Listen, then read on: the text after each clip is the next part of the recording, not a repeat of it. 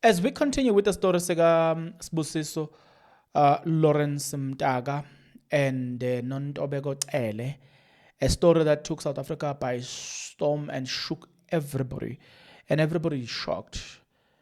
Part of the people that were shocked and responded to the story, it involves none other than Fikile Mbalula. I've got a video that I want you guys to listen. Pay attention to the video. Listen to what Max has got to say about the situation.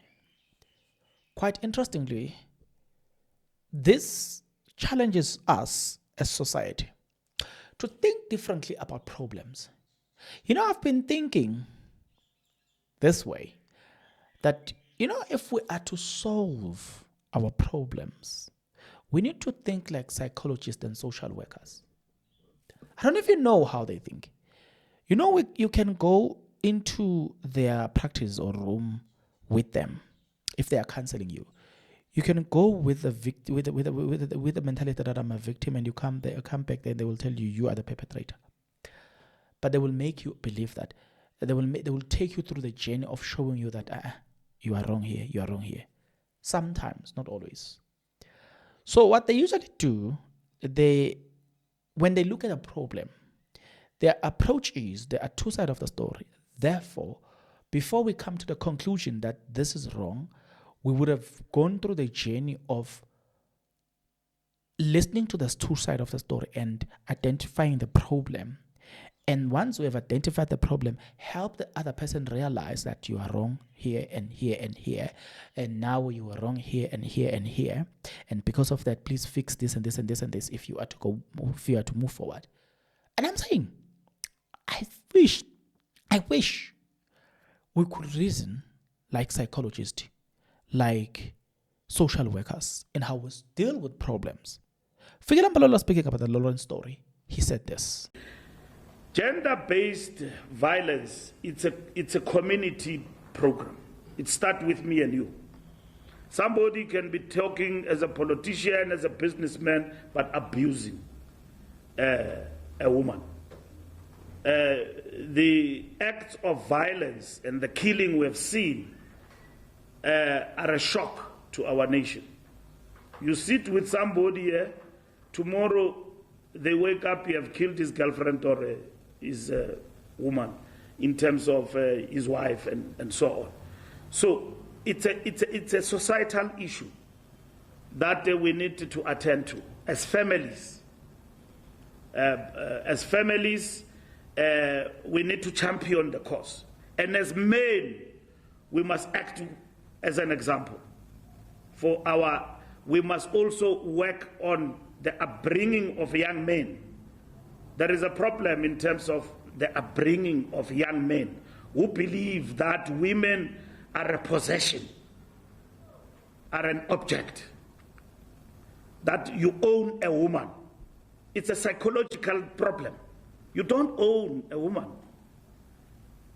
It's a problem of our society in terms of patriarchy, the dominance of men over women, and that the emancipation of women means freedom for women.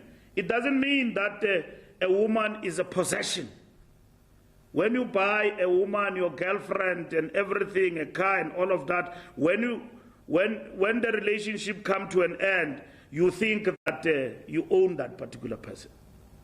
It's not. Women are not a commodity. They are human beings. They give birth to us. We need to work on the psychology of men. When you give something to your girlfriend, you think that you hold it against her. Even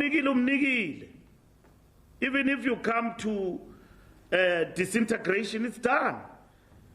Gender-based violence is happening right among us, and is pursued by men. Still, namadoda. See it as by gender-based violence.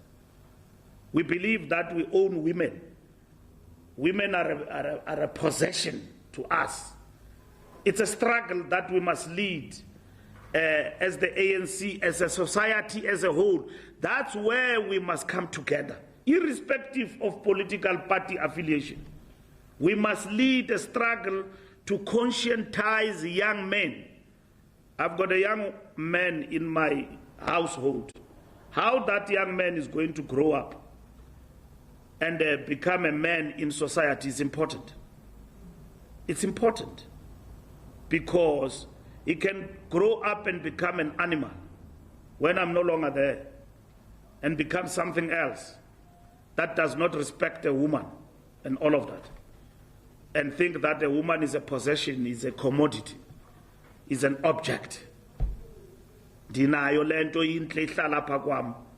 I can do as I wish. When now you've got the right to do all the wrong things in life, a woman does not have a right to express her full potential in life. It's something iplompot or ijongayo apparently. So we need to conscientize society. It starts with me and you. And the battle must be fought among our young men. That's where the challenge is. They kill women willy-nilly at the go. And that's what actually happens. So this struggle, those perpetrators must be brought to book, but over and above that, we must lead this struggle. As political parties, as human beings, as leaders, we must lead this particular struggle against gender-based violence. Okay, let's proceed again. A very interesting perspective to me, a very... I don't know. Kodwa, as society, if we are to fix problem, because we have tried other ways of dealing with this problem, it's not working. What can we try now to solve the problem? Because this problem persists, right? We all know that. People go on a street, protest, say this and this and this. But seemingly that does not solve the problem. What are other methods that we haven't tried which could be helpful in this solving of this problem? You and I want us to engage there. I want us to talk about that now. Starting from now, in the comment section below. What are other methods that we have not tried that can solve or help solve this problem? I'm going to suggest mine. After this, I'm going to suggest mine. You will have to tell me whether you agree or you disagree with my suggestions. But before we listen to my suggestions, this is what you need to do. If you are not yet subscribed, what are you waiting for? Come on, good people, because to subscribe it is free, to like the video it is free, to comment in the comment section below it is free of charge, to click the notification bell it is free of charge, to share this video it is free of charge, to watch this video until the end it is free of charge. Also, good people, come on, to watch the ads it's free of charge, and that's how you financially contribute to this YouTube channel. Speaking about financially contribution to the channel, you can become a member of this YouTube channel from as little as 20 Rand a month. You can also use the super thanks button.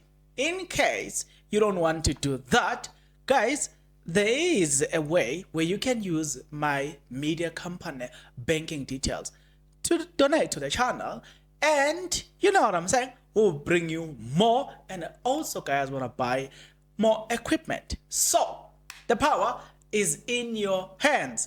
Please do the honorable thing as we proceed. Okay, hear me out here. Hear me out, and listen to me very carefully. Often when there are cases like this, you will hear organizations that otherwise you thought they are dead, you thought they are no longer existing. But wait until there's a problem like the one of Lawrence story, right? Then you suddenly hear about Women for Change. You suddenly hear about hashtag not in my name and all the organizations, right? But have you noticed that they only react when the problem has been there, has been reported? Other than that, these organizations you don't hear them. Never. They are quiet. But for me, I say to people, I think if you have to solve a problem before it happens, because you already have the scientific evidence that it does happen, right? I always say, why can't we see these organizations going around teaching community members, bringing them together and advising them, not because the problem is there, but this method or this suggestion is a preventative method where you engage with the community before the problem can occur. Here's a practical example. Other people may not be lucky or blessed like me. And I'll tell you my story. How I was raised, I used to believe that a woman cannot tell you anything. You're not equal with a woman. I used to perceive of a woman as an object. And it ends there. Now, what changed me? To see that, nah, man, women are human beings too. Women must be treated equal. You know, what changed me? I'm talking about myself now. What changed me? What changed me was to join a church and read. When I joined a church, started reading the Bible and then started reading books that talks about marriage, and then it doesn't, as it addresses the issues of marriage, it doesn't address a woman as an object, but it addresses a woman as a participant, a partner. And from there, and then the Bible teaches you that despite our different role and despite our different offices or functions, we will be saved by the same grace. We belong to the same God. You know what I'm saying? It changed my perception, changed my view, the church. But others are not lucky or blessed like me, whose views and perceptions were changed by the church. If therefore, because I don't want to lie, had I continued with that mentality, I don't know, the trajectory would have been, I would have ended maybe slamming and beating and, because I didn't care. I'm talking about myself. But thanks to the church, when I joined the church, started engaging myself with it, it changed my perception. So I often ask people questions. You are reacting when a person has acted in a certain way, but you still want at the back of your mind to end the problem. But every time the problem arises, you are only reacting when the problem is out there. And I said, if you are really interested as an organization to end this problem, why don't you go to the communities and teach the communities and engage with the communities? Here's a practical example. I was vulnerable enough to show you where I'm coming from myself. But there's another problem that these organizations must teach. Because you're not going to go to the community and call the boy child alone. You need to call the girl child too. And I'll show you why I'm saying the girl child must be called into the conversation. There was a video that trended probably 3 years ago of a lady somewhere around Morningside Sandton sleeps with a guy. When he wakes up, the guy doesn't give her money. She records herself saying, this guy didn't give me money. You know what? Mina, I can go up and open a rape case. There were no reaction from these organizations to say, there are people who have suffered from what you are talking about. And now when they come out and they are not believed, it is because of people like you who are punishing people using this as a mechanism to punish people. Instead, there are people who has been genuinely victims of rape, right? You are not a genuine victim of that thing. You are just punishing. You want to punish somebody using that. I'm saying I'm expecting these organizations to be sensitive around that.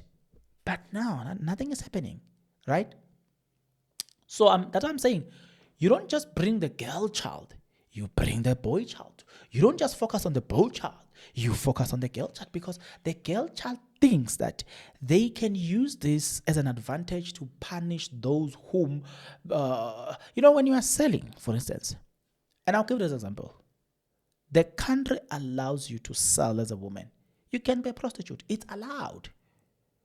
Have you ever had people fighting Zoto Abantu? Because she came out and said, guys, I'm selling. And because she spoke the truth, every man that engages with Zoto Abantu knows that at the end of everything, there's money that I need to pay Zoto Abantu. Because Zoto Abantu is in the business of selling.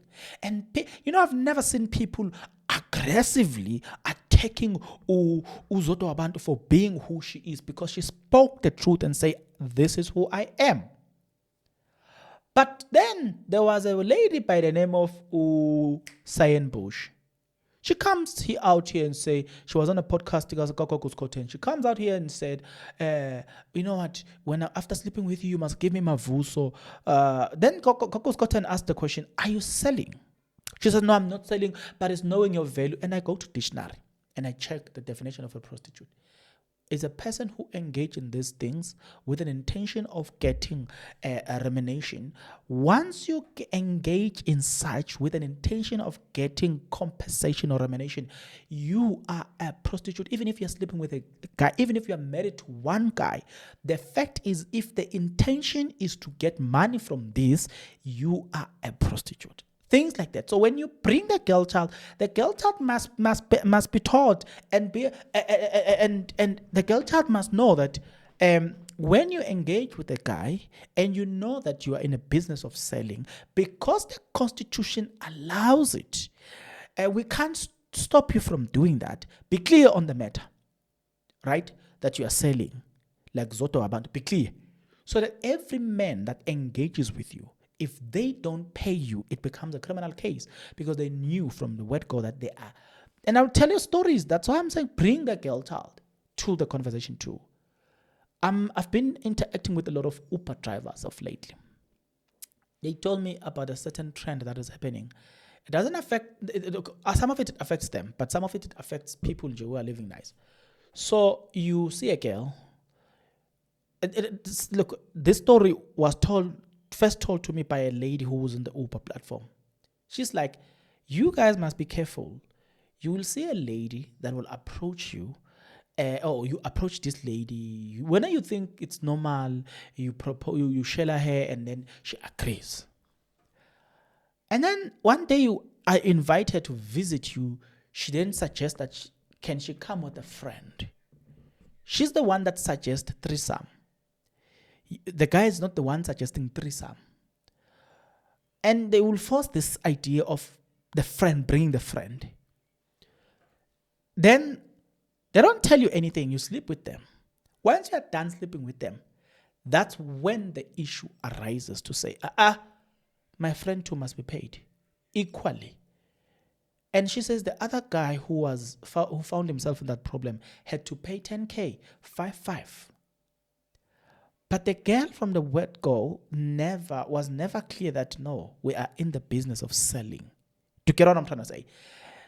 At the end, cases like that now, they are classified as a rape case. To get what I'm trying to say. So when we solve this problem of GPV, we cannot exclude the girl child, because the girl child these days, the way they behave is not right, in that if you are selling, be clear from the beginning that you are selling. But on the other hand, as you deal with this, right, and you want to talk to a guy like me, Bongan, the old Bongan. So you want to prevent the old Bongan from seeing women as an object, right? What do?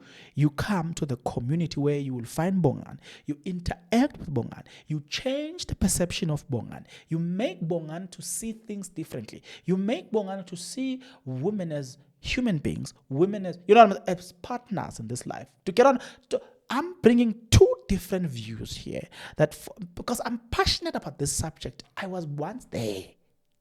You know, sort of. I thank God for being a Christian because it redeemed me. Personally, it worked for me. It changed me how I see it. But how many bonganis are there? How many more bonganis that you need to deal with? Do you see what I'm trying to say? So I will thank God for Christianity. Christianity changed me. But who's going to change the other bonganis? You can't give it upon my shoulders. I don't have that financial capacity to go around changing people. But me, personally, if I am to change people, I will not leave the girl child alone. Because also there are Uber drivers. There's this trend. I'm busy talking to them, by the way. They are saying to me, hey, yes, bongs. There's this trend that is happening these days where you get requested by a lady. Most of the people who are suffering this are guys. So, you say for instance, there's a trip from Sandton. The other, 40. Let me tell you a story, a recent one. This guy said he found ladies around Sandton. It happens last week. Found two ladies around Sandton. And then they are going somewhere, a cars. They get there, on the freeway, they start a fight. Unnecessary. They start a fight and it became a serious thing. When they get to the destination, they just leave. They don't want to pay. They start this drama because they don't want to pay. Right? What is that? Abuse. It has to stop. I was talking to this other one who said, hey, I got requested by this lady. We get there. She doesn't have money. Now she just said, listen, pay yourself. You can pay yourself. And then, let's go to the room. And they sleep. And after sleeping, guess what happened? The lady says, okay, we slept, right? And my services, I want 1,500 for that. Remember, she requested and she's supposed to pay you after sleeping with her. Instead of her paying you for the trip, now you need to pay her because now it's going to be rape. And things like that, we don't address them. These are the stories that I want to bring to the channel. Because as I'm talking to these Uber drivers and I realize that these people are going through a lot. Some men have been sentenced through this strategy. Some men have been sentenced.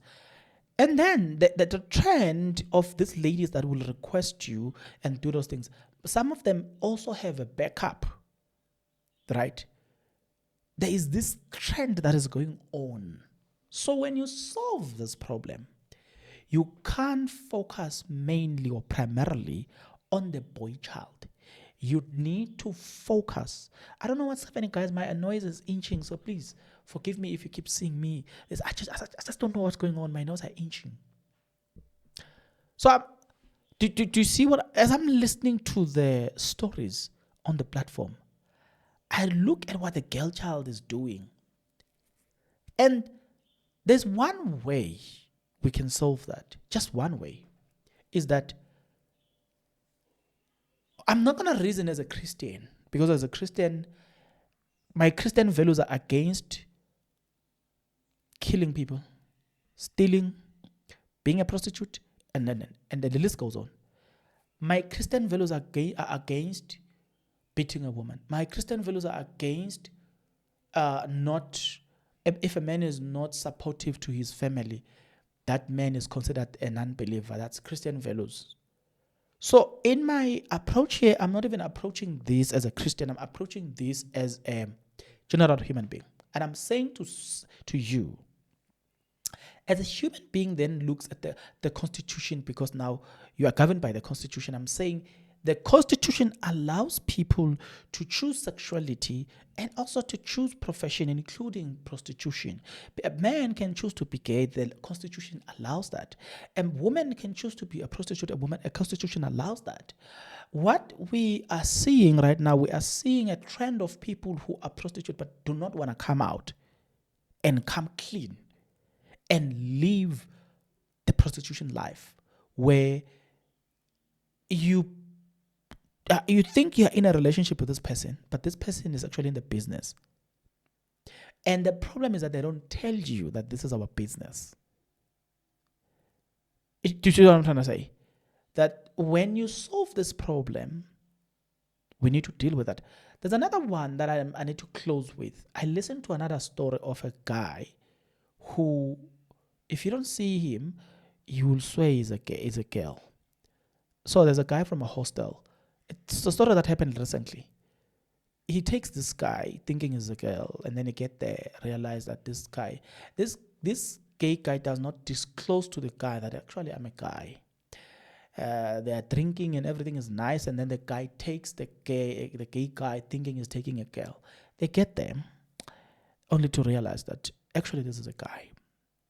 A Zulu guy from a hostel get angry. And we know how the story ended badly, very, very badly. We don't condone how the story ended at all. But I'm saying, these are the things that I'm saying as society. We need to deal with them and say, guys, what happened to transparency? What happens to honestness? If you choose this type of sexuality, disclose it to the next person so that you avoid a situation where I think this is a girl only to find out this is a guy. You know what I'm saying? How painful is this thing? Somebody was talking about it and say, it happens to him. Meet this person and showing me a picture. Now I will think this is a girl. Only people who knows the person was able to say, this person is not a guy, a girl. Is a guy who changes sexuality into this, and so there's called what what. And you couldn't see this person because the voices also has changed. I'm saying things like that. When we solve this problem, if you choose a certain type of sexuality as per the rights as per your rights in the Constitution, also have the audacity to declare it to people who might or who seems to be interested to you, either for relationship purposes or just to sleep with you. Disclose that, because if they discover that, you've violated them too. You know what I'm saying? I'm bringing this to say, if we are to solve societal problems, we should not focus on just one aspect and deal with that and approach situations like people who doesn't think. We must reason from cause to effect. We must look at whatever problems that we faced with, because that's what basically when I joined the church, that's what was grilled. That's a lesson that was grilled to me, and it helps me to say, why is it I'm thinking this way about women? Then I had to go back and say, the teaching here was wrong. The teaching here was wrong. That is how the teaching of the church to say, reason from cause to effect. It helps me. Then I looked at, okay, so this is wrong. Might end up this way. Where did it start? It started here. Now that I know how it started, I can deal with it. I can help the next person to deal with it because I know how it started. You know what I'm saying? I know how to talk to a person in my situation because I know how it started. But often as society, we focus more on, we react. We focus on the outcome, not the cause. We react to these situations. We don't deal with it properly. Let me ask a question. What happened to people who comes out, accuse people of, for instance, okay, we'll come to the examples. What happened to a person who comes out and accuse a person of of rape, for instance, and then it gets proven later on that thing did not happen? In a case of Lady Zama and Sjava, where then Sjava loses a lot of things. What do we say and what do we do to such people? Where they falsely accuse somebody, but the court clears those people. In a case of Jup Jup, where people pile up, Abo Kelly Kumalo, Abo Amanda the Point, pile up allegations against him and took him to court, including rape allegations. Then it gets to court. The MPA says there's no prospect to win this case, there's no evidence. Things like that. What happened? Do we still choose to believe? Who do we choose? Do we choose now to believe a guy who's been cleared by a court, or we choose to believe the ladies who accused the guy?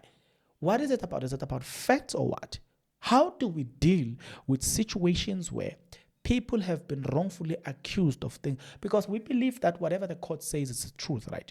So if the court clears these people, how then do we handle a situation of false accusations that if you ask Java, you were cancelled from acting on Uzalo. If you ask Java, you were cancelled from DSTV Reality Award, something like that. You were cancelled from a lot of things. You were cancelled. You know what I'm saying? Allegations like that. The Somizi story, you were cancelled from Idol SA, you were Metro FM, and later on, we didn't know the end, or didn't hear the end of the story, right? These things, they look small, but sit down with yourself and look at the impact of those stories, the media, the stories that were out there on our eyes. How does it impact this situation going forward? We must look at the impact to the innocent. Like one of them is the one that I'm very much worried about, is the false rape allegations that people will do.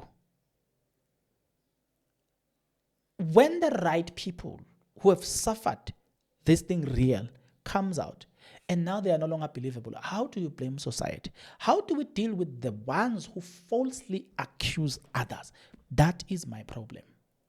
I'm saying I'm very passionate about this subject because I can see we are approaching this subject the wrong way. We need to be honest when we approach this subject. And I'm gonna close this by telling you a story that once happened. I was still living somewhere around. It falls under Katlehong, but it's somewhere around Extension 9.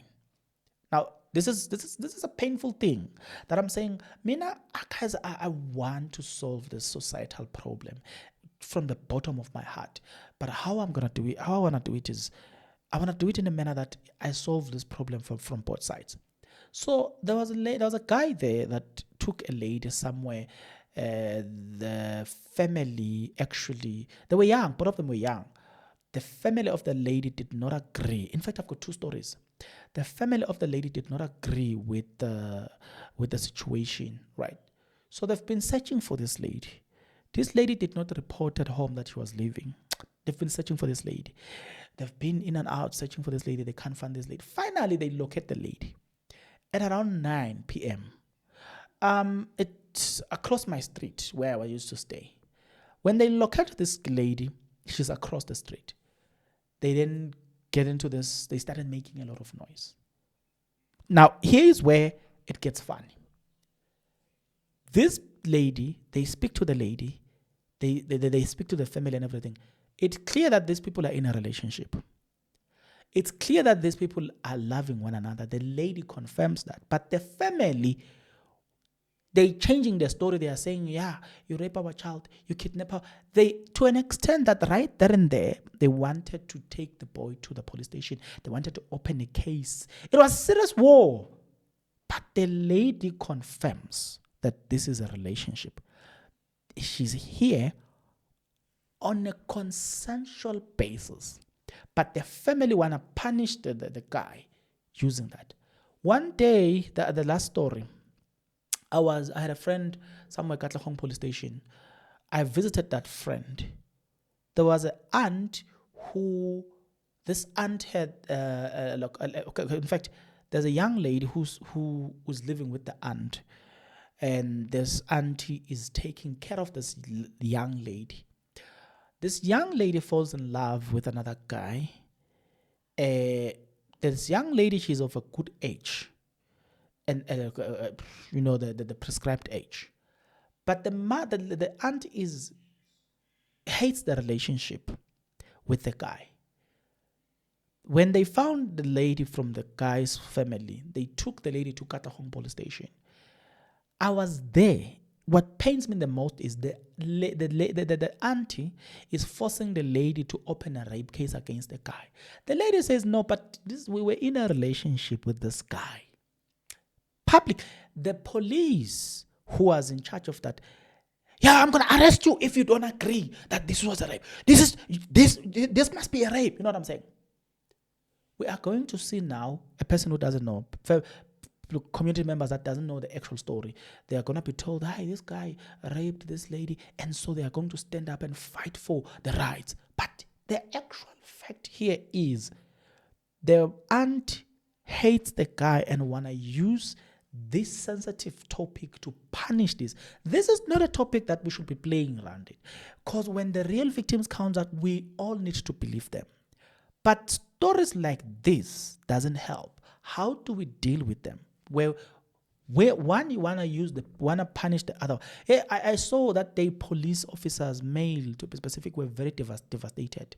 They're like, this guy's gonna get arrested now. The case has now been opened. It is a rape case. But the young lady, stood firm and said, he did not rape me. But they threatened her, they forced her. I was there, I saw it with my own eyes. Stories like that, when we deal with community, we need to create that awareness and raise that awareness to say, you don't use this sensitive topic to punish people you hate. This is very sensitive. We should believe victims of such.